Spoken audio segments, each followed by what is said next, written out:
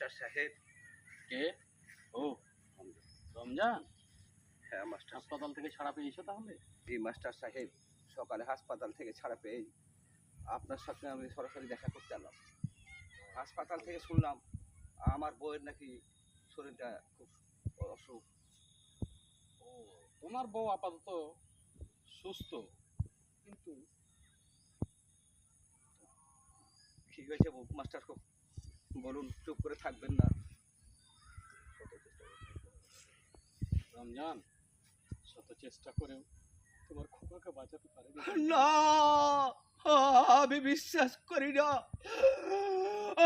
আমার খোকা মরতে পারে না। ভেবেছিলাম বমের আঘাতে একখানা হাত হারিয়ে গেলেও কর্মক্ষমতা আমার হারিয়ে যায়নি। আবার আমি কাজ করব, আমার বউ ছেলেকে সুখী করব, তার আগে আমার বুকে আঘাত দিয়ে আমার খোকা চিরদিনের জন্য চলে গেল, চিরদিনের জন্য চলে গেল।